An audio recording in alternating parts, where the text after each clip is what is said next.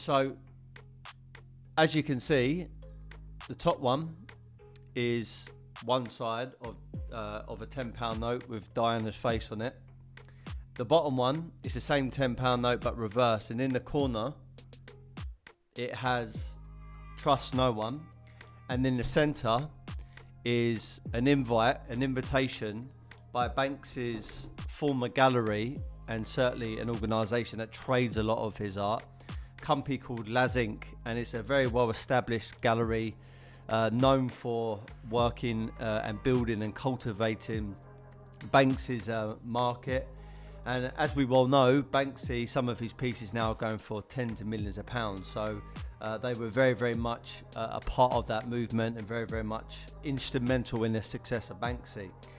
Richard Hamilton is regarded as the godfather of street art. I've mentioned this a few times in the podcast. So I've always wanted to get myself a Banksy. Banksy has been known for getting inspired and motivated in the street art sector by Jean-Michel Basquiat, Keith Haring and Richard Hamilton. So I just felt it was right that I got myself a Banksy. I own a few Richard Hamiltons myself.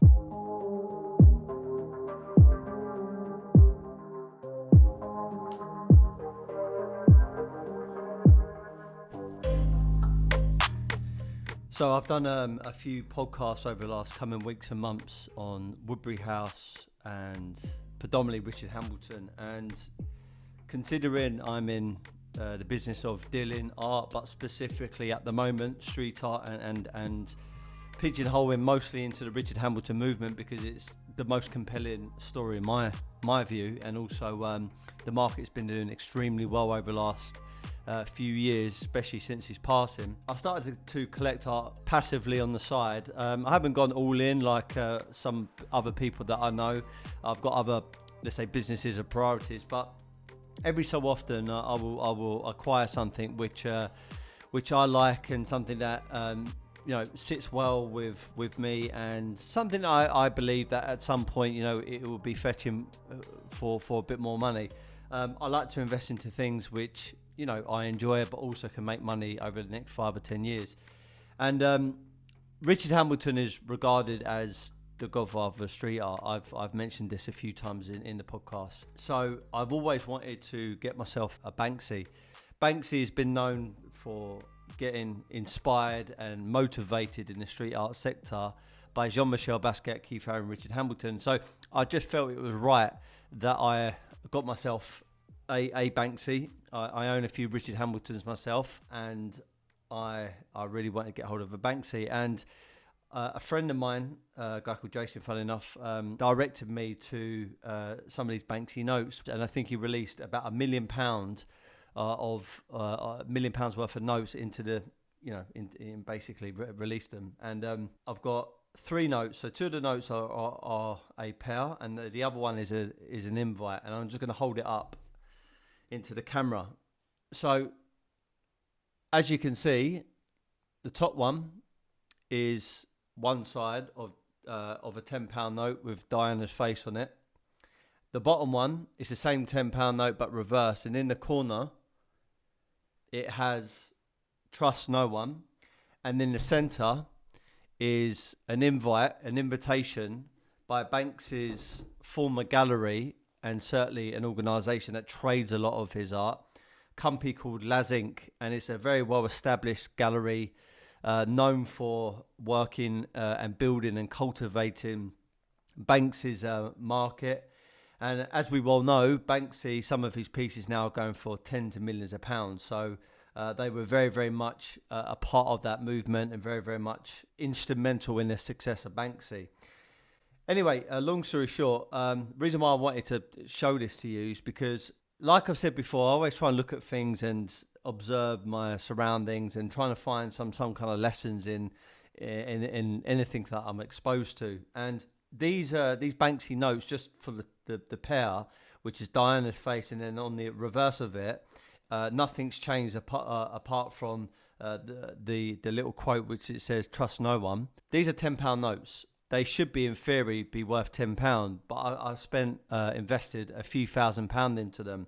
And the bit of a lesson there is, in life, in business, you can kind of have two ways of looking at things. You can try and blaze your own trail, which is do something completely brand new, or take an idea and make it 10% better. And I think I've mentioned this before.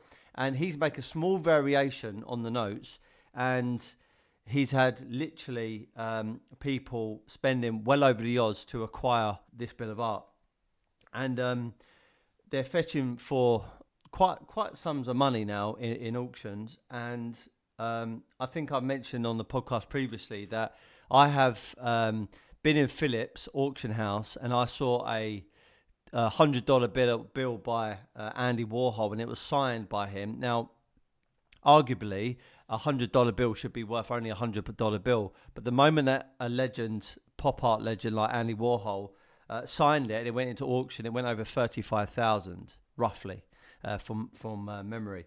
And what this is demonstrating is, you can take something which is already existing, have a different spin on it, have a different take on it, make it 10% better, or enhance it some way, and you can change the value of it quite dramatically. And I just think, sometimes we can overthink certain things. I was having a conversation with a friend of mine earlier. I jumped into his car. He's a successful guy. There's two brothers, and they've got their main businesses in MOT car tire business, and then the side business is a property business. And we were talking when I was in his car earlier. Business doesn't have to be overcomplicated. You've got to have massive amount of drive, and you've got to keep things fairly simple. And if you just take what other successful people have done, but make it your own and make it that 10% better, you're going to make a huge amount of money. And property isn't really something which is reinventing the wheel. You're literally taking all the money that your company's earned, or what you've earned as a self-employed person, or even as an employed person, and put it into a business that, if you look at predominantly every successful individual out there, from billionaires, multi-billionaires, or just your regular business person or millionaire, whatever, you would find that a lot of them have a huge amount of money in property. And it's really about taking something which has already been demonstrated, already been proven time and time again, and making it your own, and making it just slightly 10% better. And with these notes, Banksy notes, he's literally just had a play on it, and they're now fetching for, I've seen these pair which has gone into auction for about £2,500, nearly £3,000 for two £10 notes. So I, again, appealing to those small amount of people that might be listening right now. If you're going to do something, just look at what other successful people are doing, make it your own, make it into your own style, and make it 10% better. And you're going to, you can make yourself a huge amount of money. You can turn yourself into a success, and it doesn't need to take reinventing the world. Now, there are going to be occasions and businesses and these billionaires that have come up with a new concept, a new scheme that kind of blazes its own trail and disrupts the whole entire sector. And it's come out, it almost feels like it's come out of nowhere, and they're going to almost be a success overnight, which I feel that I've got certainly one business in that sector that is potentially going to do that. But I understand as well that one particular business is a risky business. There are other businesses that I'm involved with which is not reinventing the wheel. It's taking a concept that's already out there and making it slightly better. I know I've gone over a podcast like this, but it's really hit home to me that even myself, who's in the art sector, an artist who's gone out there, taken a £10 note, made two changes on it, and now it's they are going in auction for £2,500-3,000, and no doubt in the future they're going to be going for a lot more. So yeah, really, just an interesting take on things, and I wanted to share it with you.